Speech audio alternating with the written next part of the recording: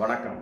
ஜவைஜர் from Javadupatti குழு power writer அப்படிங்கிற YouTube channel மூலமாக உங்களை மீண்டும் சந்திக்க ரொம்ப மற்ற மகிழ்ச்சி. அத்தோட எங்கள் சேனலை சப்ஸ்கிரைப் பண்ணுங்கள், பெல் பட்டன் அழுத்த மறந்துடாதீங்க. அத்தோட எல்லாத்துக்கும் ஷேர் பண்ணுங்கள். அதாவது கிராமத்தில் ஒரு பழமொழி சொல்லுவாங்க, நகரத்துலேயும் அது இன்னைக்கு ரொம்ப பழகி போச்சு. அதாவது கத்தி எடுத்தவன் கத்தியில தான் சாவான், புத்தி எடுத்தவன் புத்தியில தான் சாவான். வன்முறையை எவன் கையாளுகின்றானோ அவன் வன்முறைக்கு பலியாகின்றான். அறிவோடு எவன் செயல்படுகின்றானோ அவன் அறிவுக்கு பலியாகின்றான். அறிவு என்பது அமைதி, பண்பு, பாசம், இந்த மாதிரி போகும். அப்படியாப்பட்ட அஹிம்சாவாதி காந்தியடிகளே வன்முறைக்கு பலியாகினார். அப்புறம் எங்க போறது? புரியுதுங்களா? எந்த ஒரு வினைக்கும் நேர் எதிர்வினை உண்டு. அது நியூட்டனுடைய 3ஆம் விதி. மற்ற நம்முடைய தமிழ் தாத்தா திருவள்ளுவருடையது, நீ அந்த விதிக்கு அந்த விதியும் உண்டு. பிறர்க்கின்னா முற்பகல் செய்யும், தமக்கின்னா பிற்பகல் தாமே வரும். கத்தி எடுத்தவன் கத்தியில தான் சாகணும் அவசியம் இல்லைங்கிறது நியூட்டனுடைய விதி. அவன் நல்லபடியாகவும் சாகலாம். அதே நேரத்துல கத்தி எடுத்தவன் கத்தியில தான் சாவான் அப்படிங்கிறது நம்ம ஐயா திருவள்ளுவருடையது. நியூட்டனுடைய 3ஆவது விதி என்ன? ஒரு வினைக்கு நேர் எதிர்வினை உண்டு. ஆமா, 10 ரூபா செலவழிச்சு ஒரு தர்மம் பண்ணியா அவனுக்கு 100 ரூபாய் லாபம் வரும் அப்படிங்கிறதெல்லாம் கிடையாது. அதே 15 ரூபா செலவாகவும் வரும், 100 ரூபாய் செலவாகவும் ஆகும். இன்னொரு உதாரணம் நான் சொல்றேன். அதே மாதிரி திருவள்ளுவர் சொன்ன நம்ம ஐயா சம்பந்தப்பட்டது, என்ன செய்தாயே உனக்கு விளங்கும், உனக்கு நடக்கும். பிறருக்குன்னா முற்பகல் செய்யும், தமக்குன்னா பிற்பகல் தாமே வரும். ஆமா, இன்னைக்கு நீங்க ஒரு தவறு செய்தாயா உனக்கு நாளைக்கு ஒரு தவறு நடக்கும். இன்றைக்கு ஒரு நன்மை செய்தாயா நாளைக்கு ஒரு நன்மை நடக்கும். இது ஸ்ட்ரைட்டு. கத்தி எடுத்தவன் கத்தியில தான் சாவான், புத்தி எடுத்தவன் புத்தியில தான் சாவான். நியூட்டனுடைய 3ஆவது விதி, கத்தியை எடுத்தவன் கத்தியில தான் சாவான்னு அவசியம்லாம் கிடையாது, நல்லபடியாகவும் சாவான். நல்லா இருக்கக்கூடியவன் நல்லபடியாக தான் சாவான்னு அவசியம்லாம் கிடையாது, அவன் கத்தியாலும் சாவ வாய்ப்பு இருக்கு. அதான் காந்தியடிகளுடைய மரணம், ஆபிரகாம் லிங்கனுடைய மரணம், இந்த மாதிரி நல்லவர்களுடைய மரணம். ஆமா, ஒரு சில நாதாரியால சுட்டு கொலை செய்யப்படக்கூடிய ஒரு கேள்விக்குறியான ஒரு மரணங்கள். மற்றபடி சுட்டு கையில் துப்பாக்கி எடுத்தவன்லாம் எத்தனையோ பேர் நல்லபடியா செத்துருக்கான். ஆமா, பிறரை ஏகப்பட்டவர் கொலை செய்தவனெல்லாம் நல்லபடியா செத்த சரித்திரமும் உண்டு. ஆக அவரவர்களுடைய விதிப்பயன் அவரவர்களுக்கு நேரடியாகவும் வேலை செய்கிறது, எதிரடியாகவும் வேலை செய்கிறது. எப்படியோ நாம் என்ன செய்கின்றோமோ அதற்கு நேர்வினையும் உண்டு, எதிர்வினையும் உண்டு. ஆமா, அதே நேரத்துல நாம் என்ன செய்கின்றோம் அப்படிங்கிறத மக்கள் எவ்வாறு புரிந்து கொள்கிறார்கள் அப்படிங்கிற விஷயம் தான் இது அடிப்படை உண்மை. இப்ப நம்ம ஒரு விஷயம் செய்யறோம் அப்படின்னோம்னா அதை எதிரி எவ்வாறு உணர்கிறான், நண்பன் எவ்வாறு உணர்கிறான், நம்ம வீட்டுக்குள்ள எவ்வாறு உணர்கிறார்கள். நீங்க என்ன ஒரு அறிவுரை சொன்னாலும் சரி, நிறைய பேர் கேட்கவே மாட்டான். ஒரு உல்டாவா சொல்லி பாருங்க, உடனே கேட்பான். சில பேர் உல்டாவா சொன்னா அதுவும் கேட்க மாட்டான். அதே நேரத்தில் சில பேர் உல்டாவா சொன்னாலும் நேர்மறையாக சிந்திக்கக்கூடியவங்க, நேர்மறையா உல்டாவா சிந்திக்க, இந்த மாதிரி ஒவ்வொரு மனித நிலைமைகள், மனித வாழ்க்கை அடிப்படையில பார்க்கின்ற போது ஆம்ஸ்டாங் பிஎஸ்பி பகுஜன் சமாஜ் பாடியினுடைய மாநில தலைவர், தமிழக மாநில தலைவர், இன்று வெட்டி கொலை செய்யப்பட்டிருக்கிறார் பெரம்பூர்ல. அவர் நிறைய நல்ல காரியங்கள் பண்ணியிருக்கிறார், நிறைய பேர் படிக்க வச்சிருக்கிறாரு. அவர் ஒரு வக்கீல், அரசியல்வாதி, சமூக ஆர்வலா இருந்திருக்கின்றார். அதே நேரத்தில் அவருக்கு அடிப்படையில் ஏகப்பட்ட பேர் அறிவாளியாகும் என்று உருவாக்கப்பட்டிருக்கிறார்கள். அதே நேரத்தில் பல கொலை வழக்குகளிலும் பல வழக்குகளிலும் கட்ட பஞ்சாயத்துகளிலும் அவர் சம்பந்தப்பட்டிருக்கிறார். அவர் மேல ஏகப்பட்ட வழக்குகள் ஒவ்வொன்றாக முடிக்கப்பட்டு போலீசார் சம்பந்தப்பட்டவர்கள் 7 வழக்கில் கடைசியாக இருந்து அவன் அனைத்து முடிக்கப்பட்டு விட்டன அப்படிங்கிற மாதிரி ஒரு தகவல். மற்றபடி வழக்குகள் இருக்கின்றன அப்படிங்கிற ஒரு தகவல். எப்படியோ அரசியல்வாதி, அப்புறம் பகுஜன் சமாஜ் கட்சியில பிஎஸ்பியில ஒரு மாநில தலைவர் பொறுப்புக்கு வர்றாரு. அதன் அடிப்படையில் ஏகப்பட்ட பேரை தன்னுடைய விருப்பத்தின் அடிப்படையில அங்கங்க பொறுப்பாளர்கள் நியமிக்கின்றார். அதனால வகையில சில விரோதங்கள், மனப்பான்மைகள், அதன் அடிப்படையில ஆற்காடு சுரேஷ் அப்படிங்கிற ஒரு நபரின் மூலமாக ஏற்பட்ட மிகப்பெரிய ஒரு விரோதத்தின் வெளிப்பாடு இன்னைக்கு அவரை கொலையில் உயிர் வாங்கக்கூடிய அளவுக்கு உயிரை போகக்கூடிய அளவுக்கு ஒரு நிலைப்பாடு. உண்மையிலே மனம் வருத்தக்கூடிய ஒரு விஷயம். எங்களுடைய பவர் ரைட்டர் யூடியூப் சேனல் மூலமாக ஆழ்ந்த இரங்கலையும் மனதின் எந்த அளவுக்கு ஆழமான ஒரு வருத்தத்தையும் நாங்கள் தெரிவித்துக் கொள்கின்றோம். பொதுவாக அரசியல் என்பது சாக்கடை, அதில் எந்த ஒரு மாற்று கருத்தும் இல்லை. அதை எவ்வாறு கையாளுகின்றோம் அப்படிங்கிற ஒரு வித்தை இருக்குது. அரசியல் என்பது இருபக்கம் கூர்மையுள்ள ஒரு கத்தி. அதை நாம் எவ்வாறு கையாளுகின்றோமோ அவ்வாறு தான் நமக்கு அது பயன்படும்.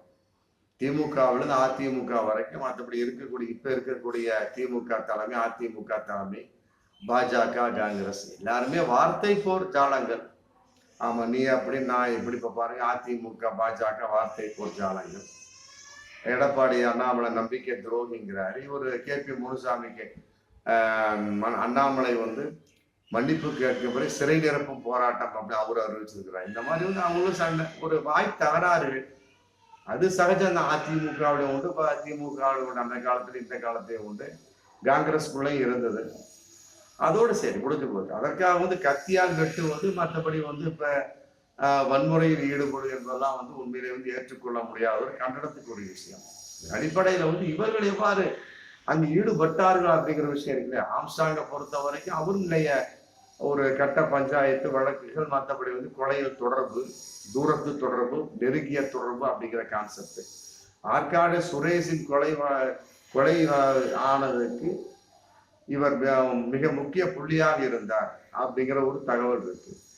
இன்னொரு வகையில இல்லைங்க, அவருக்கு இதுக்கு சம்மந்தம் இல்லை அப்படிங்கிற ஒரு தகவலும் போயிட்டு இருக்கு. எப்படியோ பொன்னை பாலு அப்படிங்கிற அவருடைய தம்பி சம்பந்தப்பட்ட வகையில் இல்ல, அவர் தொடர்பு இருக்கிறாரு.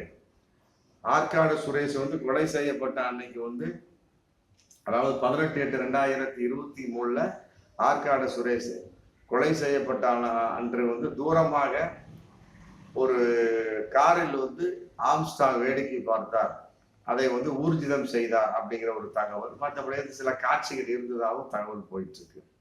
இதன் அடிப்படையில் சந்தேகத்தின் அடிப்படையில் ஆம்ஸ்ட்ராங் கொலை செய்யப்பட்டாரா, உண்மையாக கொலை செய்யப்பட்டாரா அப்படிங்கிற ஒரு தகவல் இன்னைக்கு போயிட்டு இருக்கு. அது எப்படிதான் விசாரணையா இருந்தாலும் சரி. ஆமா, ரவுடி பசங்க உண்மையை சொல்லுவாங்க, சில நேரங்களில் பொய்யும் சொல்லுவாங்க. அப்புறம் வெளியே திருந்தி விட்டதாக நடிப்பார்கள். பிறகு பழையபடி ஸ்டார்ட் பண்ணுவாங்க. அந்த மாதிரி போலீஸார் எத்தனையோ பேரை அரெஸ்ட் பண்ணி திரும்பவும் உள்ள வச்சிருக்காங்க. நாங்கள் திருந்தி விட்டோம் சொல்லி போட்டு எழுதி கொடுத்துட்டு வருவாங்க பிராமண பத்திரம். அப்புறம் திரும்பி அதே மாதிரி செஞ்சுட்டு உட்காந்துருப்பாங்க. இதெல்லாம் ரவுடிகள் சம்பந்தப்பட்ட வகையில் ஒப்புக்கொள்ள முடியாத விஷயம். அதே நேரத்தில் ஆருத்ரா இப்ப மோசடி பண்ணாங்க. 2500 கோடி வழக்குல ராஜசேகர் இன்னும் துபாயில இருந்து வரல. ஆமா, அவர் குடும்பத்தோடு அந்த துபாயில பதுங்கி இருக்கிறார், தலைமறைவாக இருக்கிறார் அப்படிங்கிற ஒரு விஷயம் இன்னைக்கு போயிட்டு இருக்கு. மற்றபடி blue notice, red colour notice, மற்றபடி எல்லாமே போட்டாச்சு. இருந்தாலுமே கூட இவர் துபாயில் தங்கியிருக்கு. அவருக்கு ஆம்ஸ்ட்ராங் துணை புரிந்து கொண்டிருக்கிறார். ஆற்காடு சுரேஷ் அவர் அவர் எதிராக இருந்து கொண்டிருக்கிறார். 2 பேரும் கட்ட பஞ்சாயத்து பண்ணியிருக்காங்க ஆருத்ரா சம்பந்தப்பட்ட வகையில. யாரு? ஆற்காடு சுரேஷும் இவர் ஆம்ஸ்ட்ராங்கும் கட்ட பஞ்சாயத்து பண்ண வகையில் இவங்களுக்குள்ள ஒரு பிரச்சனை ஏற்பட்டிருக்கு. ஆல்ரெடி ஆற்காடு சுரேஷ் உள்ள வந்த வகையிலேயே ஆம்ஸ்ட்ராங்கும் ஆற்காடு சுரேஷுக்குமே பல கட்ட பஞ்சாயத்து வகையில் பிரச்சனை ஏற்பட்டிருக்கு. அதன் அடிப்படையில் தனக்கு விருப்பமான பல நபர்களை ஆம்ஸ்ட்ராங் தன் கட்சியில் வச்சிருக்கிறாங்க. அவர்களும் ஒவ்வொருவராக கொலை செய்யப்படுகிறார்கள். காரணம் அது ஆற்காடு சுரேஷ் தான் காரணம், உள்ளிருந்து அவர் ஏறினார் அப்படிங்கிற ஒரு தகவல். அப்ப அதன் அடிப்படையில் அது பிடிக்கப்படவில்லை இவருக்கு ஆம்ஸ்ட்ராங் 2013 2012 வகையில. அப்புறம் அதை பார்த்துக்கிட்டே இருந்த வகையில 18/8/23 ஆற்காடு சுரேஷை ஆம்ஸ்ட்ராங் தலைமறைவாக இருந்து மற்றபடி முழு ஈடுபாட்டோடு அல்லது மறைவாக இருந்து கொலை செய்தார் அப்படிங்கிற ஒரு தகவல். எப்படியோ இன்னைக்கு ஆம்ஸ்ட்ராங் நம்மளோடு இல்லை. இது தோண்ட தோண்ட அப்படியே போயிட்டே இருக்குதுங்க. ஆற்காடு சுரேஷ் சம்பந்தப்பட்ட வகையில பார்க்கிறப்ப இந்த ரவுடி தூண்டினானா, அந்த ரவுடி தூண்டினானா அப்படின்னு சொல்லிட்டு ஒவ்வொன்றா ஒண்ணுக்குள்ள ஒண்ணு அப்படியே பார்க்கக்கூடிய சமயம் ஏகப்பட்ட கொலைகள். ஆமா, சினிமாவோட கூட இந்த அளவுக்கு ஒரு ஸ்கிரீன் பிளே இருக்குமான்னு தெரியல. எப்படியோ நல்ல ஒரு நபராக கருதப்பட்ட ஒரு ஆம்ஸ்ட்ராங் அவருடைய பின்புலமான ஒரு விஷயம் பார்க்கின்ற பொழுது கட்ட பஞ்சாயத்து, மற்றபடி ரவுடிஸும் அவர்கிட்ட இருந்திருக்கு. அதே நேரத்துல பல கொலைகளுக்கும் அவர் மறைமுகமாகவும் தொடர்பாக இருந்திருக்கிறார். பகிரங்கமாகவும் தொடர்பாக இருந்திருக்கின்றார் அப்படிங்கிற ஒரு தகவல் இதுல போயிட்டு இருக்கு. அவரால் வந்து அறிவாளிகள் நிறைய உருவாக்கி விட்டு சென்று விட்டார் அப்படிங்கிறது நிதர்சனமான உண்மை. பல வக்கீல்களை உருவாக்கி இருக்கார், நல்ல நபர்களை உருவாக்கி இருக்கின்றார். சந்தோஷமான ஒரு எப்ப பார்த்தாலும் சிரித்த முகத்தோடு இருப்பார், அதுல மாற்று கருத்து இல்லை. இருந்தாலுமே கூட அவருடைய மரணம் என்பது இவ்வளவு ஒரு அகால மரணமாக, ஒரு துஷ்பிரயோகமாக, மற்றபடி வந்து மனதுக்கு ஏற்றுக்கொள்ள ஒரு முடியாத ஒரு மரணமாக, நம்ம படுத்தா இருப்பான், சாப்பிட்டாரு, மாரடைப்பு போயிட்டாரு, இல்லப்பா திடீர்னு வந்து ஒரு ஹார்ட் அட்டாக் மாதிரி வந்து ஸ்ட்ரோக் மாதிரி வந்தது, ஆமா 2 மணி நேரத்தை இறந்து போயிட்டாருப்பா, என்னப்பா அவருக்கு என்னப்பா நல்லா தாப்பா இருந்தார், திடீர்னு புற்றுநோய் நாங்கப்பா ஆம்ஸ்டாங்க்கு, அப்புறம் போனாங்கப்பா ஒரு 6 மாசம் டைம் கொடுக்கல, 2 மாசம் இறந்து போயிட்டார் அப்படின்னு சொல்லியிருந்தா கூட மனசுக்கு ஒரு ஆறுதலாக இருந்திருக்கும். ஆனா இன்னைக்கு அப்படி இல்லை தகவல். ஆமா, படுகொலை செய்யப்பட்டார் அப்படிங்கிற தகவல். அது வந்து முதல்ல வந்து கையை வெட்டியிருக்கிறாங்க, ஆமா தடுப்பார் அப்படிங்கிற கான்செப்ட்ல கழுத்து வெட்டியிருக்கிறாங்க. அப்புறம் அதன் அடிப்படையில வந்து கையை வெட்டியிருக்கிறாங்க, அதுக்கு பிறகு காலை வெட்டியிருக்கிறாங்க, அப்புறம் தான் பாடி ஃபுல்லா வெட்டிக்கிறாங்க. 30 இடங்களுக்கு மேல வெட்டப்பட்டு அவருடைய வீடியோவை பார்க்கின்ற சமயத்துல மனம் வந்து ஒழுங்கக்கூடிய ஒரு சூழல், மனமே வெடித்து போகுமா அப்படிங்கிற ஒரு சூழல்ல அந்த வீடியோ இருக்கு. அப்படிப்பட்ட ஒரு மரணம் வந்து யாருக்கும் வரக்கூடாது என்பதுல வந்து நாம் கடவுளை பிரார்த்திப்போம்.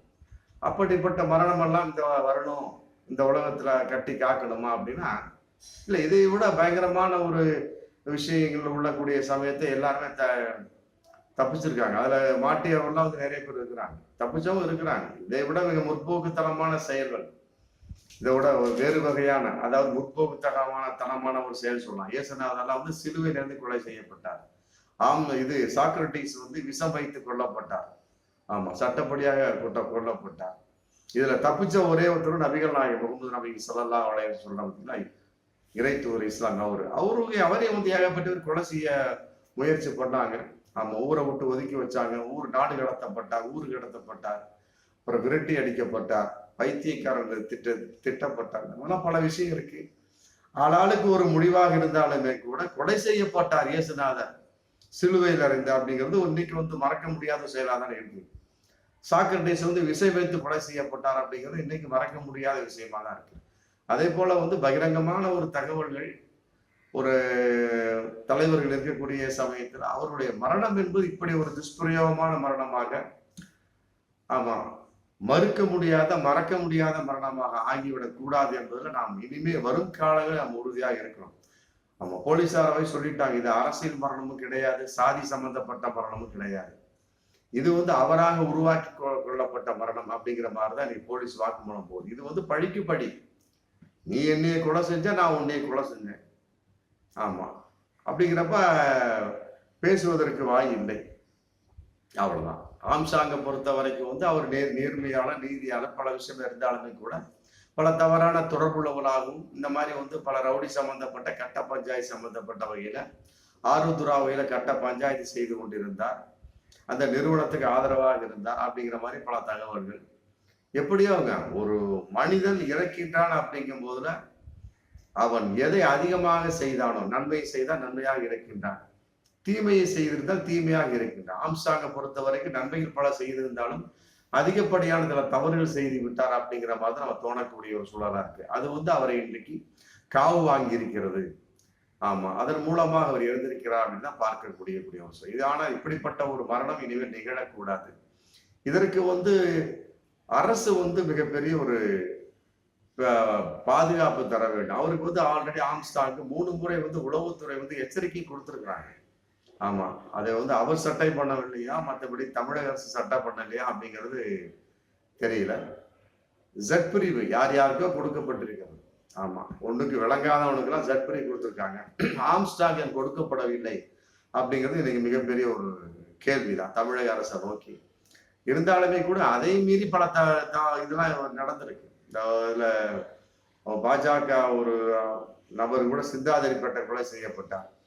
ஆமா, அவருக்கு வந்து ஜட் பிரிவு பாதுகாப்பு மற்ற சோர்ஸ் என்னமோ கொடுத்தாங்க, அதை மீறி அவர் கொலை செய்யப்பட. ஆக வந்து நாம் செய்யக்கூடிய நன்மை அதிகமாக இருக்கும் பட்சத்துல நமக்கு நன்மையை வந்து சேரும், தீமை அதிகமாக இருக்கும் பட்சத்துல கட்டாயமாக தீமையை வந்து சேரும்.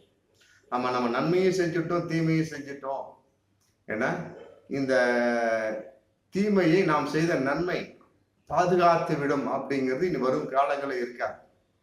ஏன்னா எல்லாமே வந்து பழிக்கு பழி, மற்றபடி வந்து எல்லாமே அறிவாளியாக அதன் அடிப்படையில் நிறைய பேர் முட்டாள்தனமான காரியங்கள் ஈடுபட்டு விட்டார்கள். அப்ப பார்க்கின்ற பொழுது வந்து இது மீண்டும் வரக்கூடிய காலங்கள் மிக வன்முறையான காலங்களாக, ஆமா, நம்முடைய கைகளுக்கு மீறிய, நம்முடைய செயல்பாட்டுக்கு மீறிய ஒரு காரணமாகத்தான் இருக்கும் அப்படிங்கிறத கண்கூடாக தெரிகிறது. ஆகவே ஆண்டு கொண்டிருக்கிற மாநில அரசுகள் எந்த அளவுக்கு பாதுகாப்பாக இருக்க மக்களை ஒரு உறுத்த முடியுமோ அந்த அளவுக்கு பாதுகாப்பாக இருந்து அவர்களை பாதுகாக்க வேண்டும். குறிப்பாக இப்படிப்பட்ட அரசியல் தலைவர்கள், மற்றபடி வந்து அரசியல் பிரமுகர் எல்லாம் கொலை செய்யப்படுவதெல்லாம் ஏற்றுக்கொள்ள முடியாத விஷயம். ஆமா, ஒரு பக்கம் நாம் செய்த நன்மை தீமை ஒரு பக்கம் இருந்தாலுமே கூட அரசியல் சட்டம் மற்றபடி வந்து ஒரு பாதுகாப்பு அப்படிங்கிறப்பல உண்மையிலே வந்து தமிழக அரசு தவறிவிட்டதோ அப்படிங்கிற எண்ணம் இதுல வருது. ஆம்ஸ்டாங் ஏன் இந்த அளவுக்கு பாதுகாப்பின்மையில வந்து ஒரு அக்கறை செலுத்தாமல் போனார் அப்படிங்கிற ஒரு தவறு. ஏன்னா அவர் கையில வந்து இப்ப சமீபத்துல வந்து கை துப்பாக்கி அவர் மீண்டும் பெற்று விட்டார் அப்படிங்கிற ஒரு தகவல் வந்துட்டு இருக்கு. அதை பயன்படுத்தாமல் போனாரா அப்படிங்கிற ஒரு தகவல் இருந்தாலுமே கூட, எப்படி இருந்தாலும் சரிங்க, ஆமா, நம்ம என்னதான் ஒரு பெரிய அறிவாளியாக இருந்தாலும் சரி, சில நேரம் நாம் ஏமாற்றப்பட்டு விடுவோம் அப்படிங்கிறது இதன் மூலமாக தெரியுது. ஆக வரும் காலங்கள் நாம் வந்து தவறான வழிகளில் இல்லாமல் ஒவ்வொரு மனிதன் இருக்கும் பட்சத்துல கட்டாயமா நமக்கு நல்ல மரணம் ஏற்படும். நாம் செய்யக்கூடிய என்ன செயல்பாடு அதை நம்மை நோக்கி மரணமாகவோ பிறப்பாகவோ தீர்மானிக்கும் என்பதை இதன் மூலமாக தெரிகிறது. பார்ப்போம் மீண்டும் அடுத்த வீடியோவில்.